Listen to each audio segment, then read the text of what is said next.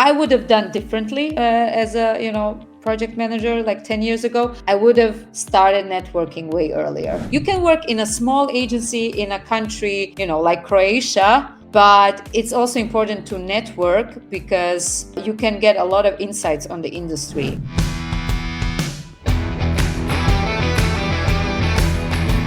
Hello, friends. Welcome to a new episode of Merging Minds, the podcast brought to you and powered by BureauWorks, the TMS that is breaking barriers in the localization industry. Today, I am overexcited. Look at that smile, because here with us, we have Petra Mesic, who is leading the localization effort at a big company called Puma. Hi. Hi, Javi. Nice to see you. How are you doing, my friend? It's so good to have you here. I'm doing very well. And you? Yeah, good here. I'm in sunny Mexico. As we're preparing to record, as I was telling you, hey, 30 degrees, what are you doing in Europe? Freezing there. Okay, so please introduce us who you are, where you are, and tell us why you're freezing today instead of being in a hot country. Well, I'm very, very jealous of you being in Mexico, and hopefully I will go there one day as well. But yeah, I'm based in Germany, in the Nuremberg area. I originally come from another beautiful and sunny country called Croatia, but I've been living in Germany for the past 7 years. And I am leading a copy and localization team here at Puma, at the famous German sports brand. Oh, nice. I used to start our conversations in the Emerging Minds episodes asking the guests, how did they stumble upon localization? Because everybody stumbles upon localization. I know you've started in an LSP in Croatia years ago, but can you tell us, for those friends listening, where those early beginnings there, and how did you get into the industry? I was a Polish and linguistics student studying in Zagreb, and my first student job was translating automobile parts from Polish into Croatian. And going from there, I also did an internship at the European Parliament as a Croatian translator. And I liked that job, but I realized very early on that I am not a good translator. But I've always been interested in the translation tools. That's where I also, in Luxembourg, was the first place where I learned about Trados. Then I saw a job ad for a project manager at an LSP in Croatia. I decided to apply, and the rest is history. We're putting this smile upon our faces because Petra started working as a program manager, as a project manager in Cyclopia, which is the LSP that belongs to a close friend of ours, Mr. Mladen, who was one of our first guests in the podcast back in late 23. Like some of the best people I've met in the industry, some very cool, close leader, friend, right? What was the experience working there, your first job from becoming a translator? Was it like a huge transition, change of mind, or were you super welcome and it's like, hey, tell us a little bit about that? I mean, I must say it was a very challenging job because it was my first project manager job. Although I knew a little bit about Trados and about how translation works, I didn't know how to deal with different clients, different translation tools. And luckily, Mladen hired a lot of great people like Marina, Martina, that really showed me the ropes of the job. And I find that experience crucial for my future, that it was crucial for my future jobs, because it gave me really a foundation of how the industry works, how the tools and processes work. And it was really like a great stepping stone for me then to go to another job. Wow, it's very interesting that you mentioned this, Petra, because lots of I participated in discussions in the Middlebury Institute for International Studies, and I've spoken with teachers there, and they always tell their students, no, forget about just getting out of here and landing a job at Apple, Google, Facebook, or whatever. You need to go to the trenches of localization. You need to go to the first line, understand what the vendor role is, etc. Like, was that your case? Would you recommend that to anyone that is like starting now, or? I would never recommend to go to a client side to work as a junior project manager at the client side, because I feel that LSPs are great sources of industry knowledge, and I feel that everyone would benefit from starting a role at an agency, because yes, it can be very demanding. Yes, it's less paid than Apple, EA, or any other company. But if you start working in a localization and you end up on the client side right away, you will learn about localization only from their point of view. Whereas if you're in an LSP, you will be exposed to really different kinds of clients, private companies, other translation agencies, maybe EU institutions, and it will give you a more variety of tasks than if you were only a project manager on the client side. I was to That means challenge that the thing I am about, on the client side yeah. now. But the only thing that was a challenge from you is like the money perspective. Like I know people on the LSP side that really make a lot of money, and that's really good, and it pays well. But like I think it's great from this is my humble perspective. It's great to start there. It's great to get the thing. But if you see with perspective, there's a lot of people who always make a journey in our industry only on the vendor side and never do the switch. They make great livings. They do good money as well, of course, and they make great careers and great impact, right? So that's the only thing I would challenge from that stuff. But I also, like on my end, I've always worked on the vendor side, let's say that like that, right? And I've always been, what am I gonna do on the client side, right? So for people like you that took the leap of faith and jumped or whatever, how was it? Like, did you say one day, like, is it a mentality thing? Is it like I'm destined to do this? What is it like? What is on one's brain when you wanna do the switch? You mean the switch from the Yes, LSP side to the client side? yes. I was also at the time at the place where I realized that I want to move abroad again because Okay. I was an Erasmus student in Poland.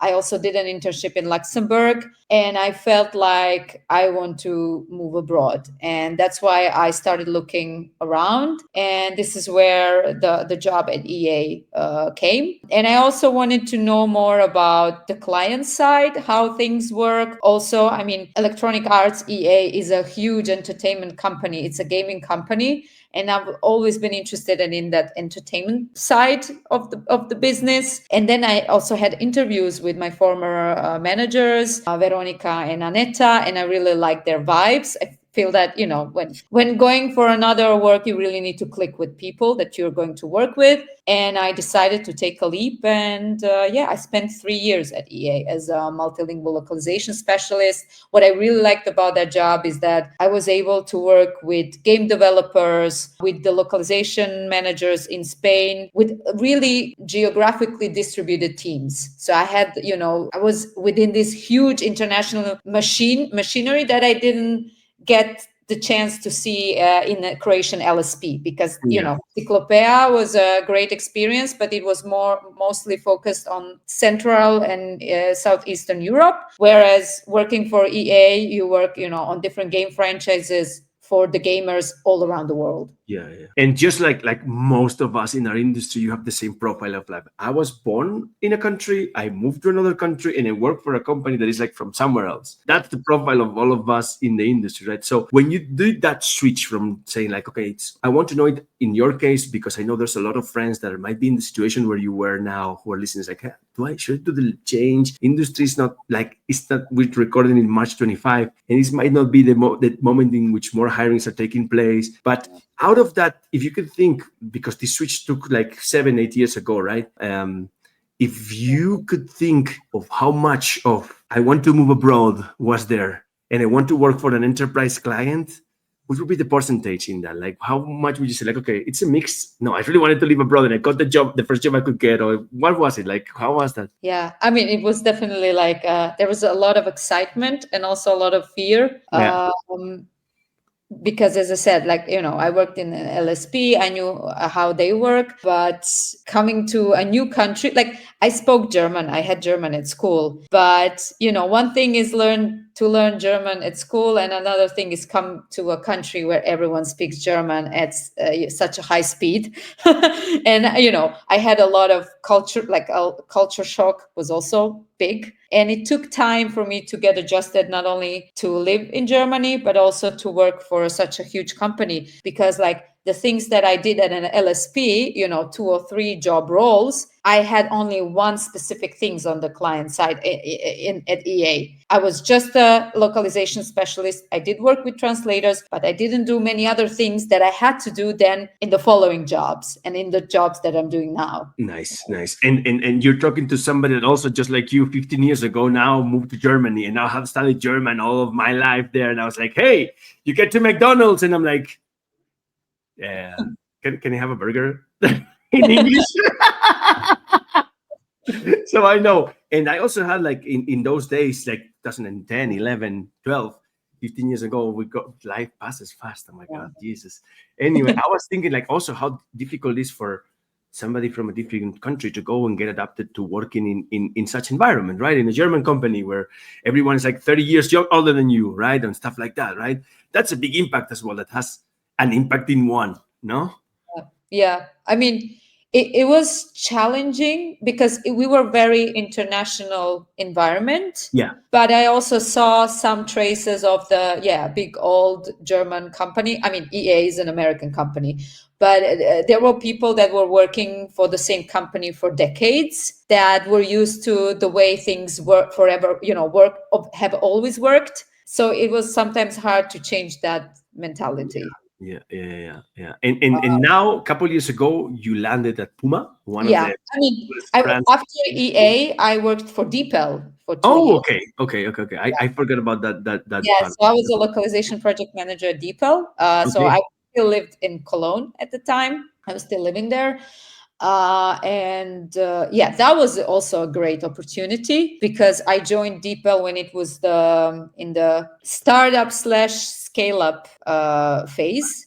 So Uh-huh. it was growing massively, and there was a lot of work. And I did a work of a vendor manager, project manager, even a bit of a program manager. So I did everything at once, and I learned a lot. Okay.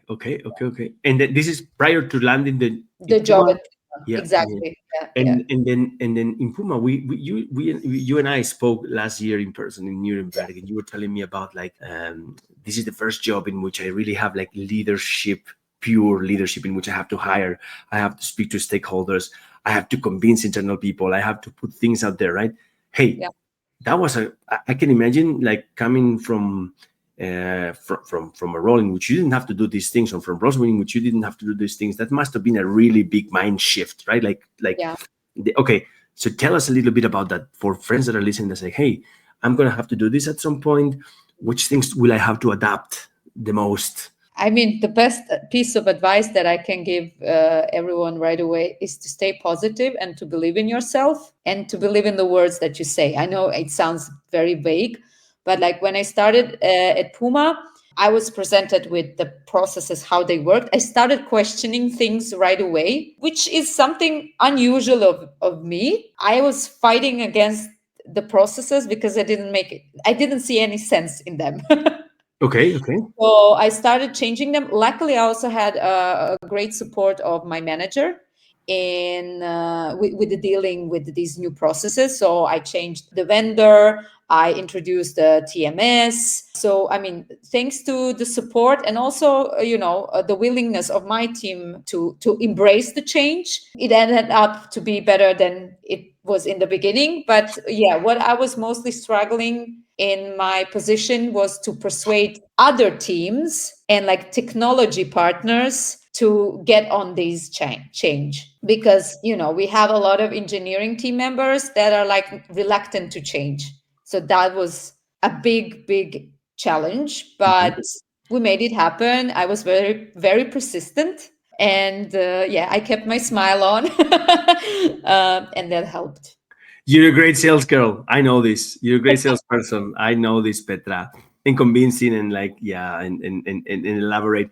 In this process of adapting and doing things, did you doubt yourself? Was, like, imposter syndrome a thing that Oh ever yeah, oh occurred yeah. to you? I mean, I'm still having it. Like, Yeah. yeah. I mean, I did feel that everything is taking way longer than I anticipated. So I had to practice a lot of patience because I was used to, things being changed on a daily basis. But in a big company, some changes take time Yeah. because like although you want things to change fast, you depend on a lot of other stakeholders, and there you need to be very patient. But Yeah. yeah, I'm still dealing with imposter syndrome because I've been reading a lot about the localization industry and like the articles, and I've been watching a lot of episodes on localization strategy, and then when I hear KPIs and this and that, like, and I feel that everyone is way ahead of me and way ahead of our team.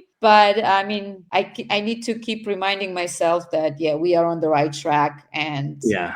I can't compare our team to some huge IT companies where they have like 20 people in the localization department. It's not. It's I understand, and I'm there as well, like because it's there's phases of growth in every company, and like I understand. I'm also there, like thinking like how can I be doing this, fighting armies of big companies out there, like they have everything, they have money, they have Yeah, people, they have, I mean, and we're doing this on our own, and sometimes yeah, you doubt yourself like, fuck, am I gonna be on the right track? Is exactly. it all, but you do it, you freaking do it, and then you learn as you go, right? And there's I know there's things that that there's this should be done like this, but to me, and I try to challenge stuff, like nothing's written on stone, and especially in an industry in which it depends a lot on, I think this is my take, on who you relate yourself with and who you Yeah. have around, Yeah. right, that help you. So Yeah.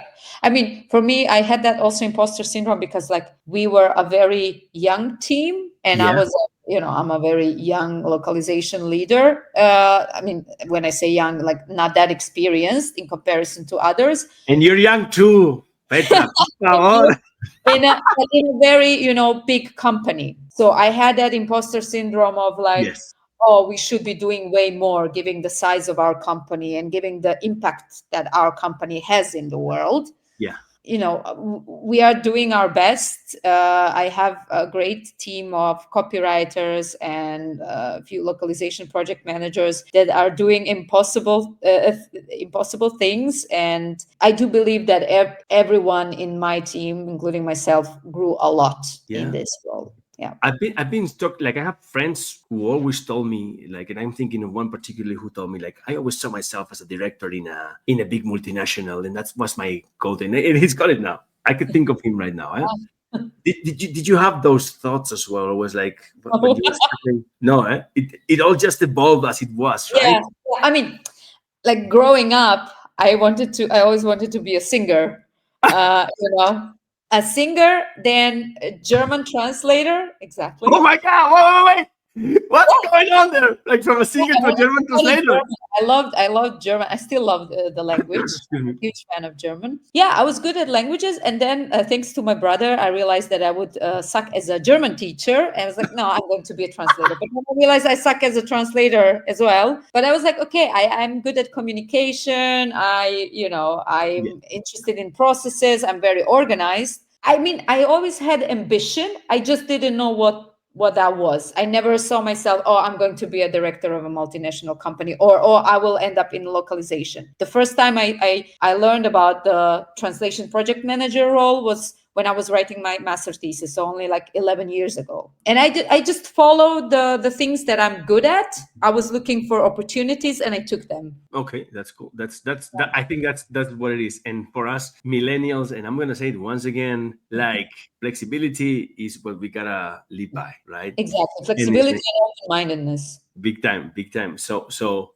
because I think I've said it before here, is like we're the generation that was promised the world, and when we had to leave, it was like, what the fuck? What are those opportunities that they promised us? And I'm talking about, at least I'm a bit older than you, and I'm talking about my early beginnings in which they were telling you, go to university, study something, learn languages, and you'll get like boom. And then there was 3-4 years of big crisis around the world, and you had to survive. Yeah. So flexibility, like not having a lot of expectations, just living by the day and growing, has been a thing of Yeah. us, at least, Yeah. right?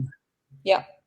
One of the things that I've always thought about, when you said you're starting in a leadership role, because it's relatively young, your leadership journey, Yeah. right? Yeah. Yeah. So one of the things, and I remember having a chat with one of my first bosses in our industry, who I love him. He's doing so good now. I love him, and he was saying, like, as a leader, you need to have all the answers for when things come up. And I'm like, what the fuck, man? Like, you know what you need to have? Just 30 more minutes of preparation than your team. That's what you need to have, right?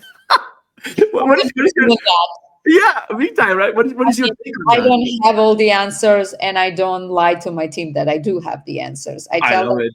I don't know this, I will check, but I also give my human touch. I'm trying to lead with empathy, Yeah. but in some cases, I also need to be their manager. Like this dual role that I'm taking of their colleague and their manager is a bit tricky. But Yeah. yeah, I don't say that I have all the answers. I mean, some of them, most of them are a bit younger than me in my team. And one woman is like 5 years older than me. Yes. So, she has more experience than me. So, Yeah. yeah, I'm not trying to, deceive them and say, oh, yeah, I have all the answers because That's I don't. cool. That's cool. Because once again, I hear horrible stories as well, from people saying, "I want to leave my job because it's horrible, because my boss this, because my boss that, whatever." Right. So hearing this from a leader it's good. It's inspiring. There's hope. That's what I mean, right? What is your approach to feedback, like to giving it and to receiving it? Tell me a little bit about that. Yeah, I mean, I give feedback to my team very often, Yeah. both positive and negative. I think any feedback is a good feedback, kind of like PR, because I think people learn the best from feedback. And I have team members that when I would see that they would not fulfill their duties, or they would not be maybe very professional in some circumstances, or I would have called them out. I would call them out on their behavior, because at the end of the day, it is work. We are here to pay to do our job well. I know that mistakes can happen, but I appreciate when confronted, they held themselves accountable, and they take over responsibility. But of course, I love giving good feedback the most. I am a people pleaser, and Yeah, be careful with that, because we can get in trouble. I've been like this a lot until I learned to say no recently. No shit. no, So I mean, I also have to say no, like yes. very And often. for people pleasers, like as you say, you are and me, it's very difficult. It's very difficult, and I can imagine it, being a it people was pleaser. very difficult in the beginning, but now, getting more and more into the role, sharing also negative feedback has become way easier. In the beginning, it Mhm, was very hard. mhm. Because, like, I would spend the night before a very difficult meeting. I would play out all the scenarios. Oh my God, what can I say? But how do I not, I don't want to come across as a very mean leader. Where is the boundary between being a good leader and a bad one, and be professional or not professional? So yeah, And but I in also get, yeah, pardon. no, sorry. I was thinking, like, in those nights in where you were thinking about those scenarios, Yeah. who were your mentors? Who would you reach out to and tell them, "Hey, I don't know, I need help." I mean, I would try to come up with a solution myself. Yourself? Okay, not asking I because did. I mean, I did ask on a couple of occasions my manager as well for help, because she's been in a leadership position for over a decade now, I think, or even longer. So I mean, I would reach out to her as well. But there were also cases where the more confident I got as a leader, the less I would ask her, because I believed, okay, this is up to me to solve. yeah, yeah, and you've done some hirings these last years. I know Yeah, of that, yeah. and like I can think when you're trying to hire somebody, I know looking and finding the correct person for a role, it's a bet, it's a gamble, it's like dating, so to say. It's like you gotta go out there and see if it works, if it doesn't work, and then it sounds funny, but it's difficult, right? Yeah. But as a dater, now I'm kidding, as a hiring manager or somebody that is hiring, like, what kind of things would you prioritize? Skills, mindset, chemistry? I mean, ideally, all of that. All of that. But mostly, I mean, yes, skills are very important, but also the attitude. Yeah. I mean, I remember hiring for a Spanish copywriter role in Argentina. So I had two candidates. One of them I hired in the end.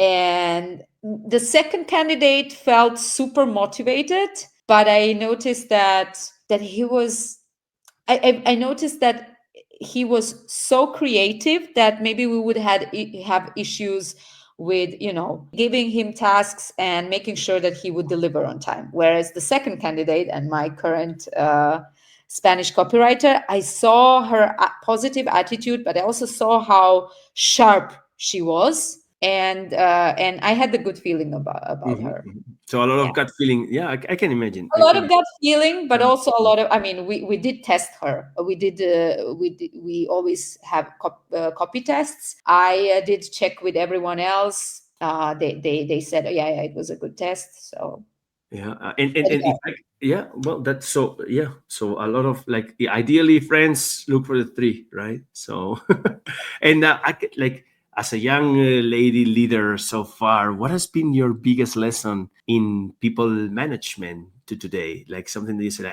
I'm not gonna forget this. I mean, maybe it's not super people management, but it's like the relationship with myself and putting myself first. And also sometimes putting the company first. That's something, because I am, I love people and I will always do everything for them. But sometimes I also need to look on the side of the company. I think I saw one episode where you were talking with Chris Dell, I think that was his name, where he also said, yeah, sometimes empathy is it can lead you to on the wrong side, and I did learn that recently. Oh, with Catel, yeah, with my friend Catel, you're right. Yeah, Yeah, yeah, yeah, yeah. yeah, yeah, It's important to be empathetic, and I'm all for empathy. But at the end of the day, we are a business. We have tasks to deliver, and that was the biggest learning curve. And also to be stricter with the to push for your projects, yeah. because I realized, like last year, I was having a big integration project, and I would, I was a bit naive, and I was waiting for other team to reach out to me to tell me what's the status of the project. And then I saw my manager, and she was just like, bam, bam, bam. Okay, when is the deadline? Okay, yeah, we understand this, but still this needs to be done. And then I decided to be more direct, and really push for my projects, because otherwise they will always be pushed back. Yeah, it's reminded me a lot like my first job ever. Like, but this is before I entered the industry. And I remember I was working with one of the people that I love the most. I still meet him today, 16, 17 years after, every time I go to my hometown. And I remember him telling him about these conversations you have with the people that you see that you want to be like them, right? And he was, Yeah, I remember coming into a meeting and like 10 months into the job, and he was like started giving me flattering stuff. Like, okay, like he was asking me, okay, Javi, in case you find the situation when you talk to a client or you want to do this deal with a client or this business, whatever, what should you do? And I'm like, I don't know, just go do it. And he starts flattering me, saying like, I see how good you are, how good you've changed from this 10 months. And I started laughing like this. And all my colleagues started laughing. It's like, what wasn't that right? Yeah. You became, but the lesson that you need to learn here is that flattering and telling you you get a long way, you get along further than yeah, by yeah, not. yeah. So things like this, right? That's Yeah. And also sometimes you need to give people, your team members, space to grow. yeah. Because if you give them everything on the silver platter, they won't learn. You need to let them fail. You need to let them, get burned by someone else, because that's the best way to learn. It's like Mhm. with children, I guess. What do we know of that? I mean, it's not yeah, I know much about it, but like I learned when I touched the hot stove. I learned that I can't touch it anymore. Oh, I love it. I love it. Hey, I just got one more question because I love talking to you, and I know we could be here for another hour, get a beer, and just like continue talking under, that's us. That's us. But it's just like, hey, to anyone that is listening that is like on a more entry level role or on the LSP side, and you mentioned it before, saying like, hey, you can do this. There could be lots of factors that influence the change. But what would you tell them? It's like, go live the adventure, just look for the perfect role, or what would you tell them? Like, what would you tell anybody that would be in the same you 10 years ago? Like I said in the beginning, start in an agency, because you will learn a lot about different clients, different processes. I would have done differently as a project manager like 10 years ago. I would have started networking way earlier. I feel that I started doing that fairly recently and late. But I do see some, young translators on LinkedIn reaching out to more senior leaders. And yeah, I mean, you can work in a small agency in a country, like Croatia, but it's also important to network, because you can get a lot of insights on the industry, on and where the industry is heading. Because if you're also only locked in an agency, or even on the client side in your home country, you are in a bubble. So wherever you are, in whatever country you live in and you work in, make sure to think, not stay also only in your country, but go to the conferences, talk to different leaders. I mean, in our industry, like you said, we have so many nice people that are open to have casual calls. And yeah, if just be invested, read the magazines, read the news, because the good thing about today's world is that there is so much information and resources online. So use that Yeah. to network and also to learn. It's compared to 10 years when we started, right? You started the same year as me, 2015, and it's 10 years now. And compared to 10 years ago, yeah, there's a whole more. But also, there's also the thing of like, you need to filter more, because there's also a couple of Yeah, exactly. I stuff. mean, nowadays I do feel that I mean, I do follow a lot of people on LinkedIn from our industry. Nowadays, I feel like there's a lot of everything. Whereas 10 years ago, I mean, you had multilingual, you had a few LSPs writing blog posts, and that was it. Yeah. Nowadays, so much more, both on the client side and on the LSP side. So I would say, whatever you do, being in an LSP or on the client side, read everything from Yeah. both sides of, from both client side and LSP And side. we haven't even mentioned the impact of AI these days, which is Oh, creating even more context. So we just don't want to go there because we've completed our interview, and I want to say thanks. To me, I've met you in person like over a year ago, and you've been one of the craziest and coolest findings of people I've seen. Like thank it's like I'm thankful to have met you, my friend. Like likewise. I hope to meet you soon again. And for those watching, is there any last message you would like to send them?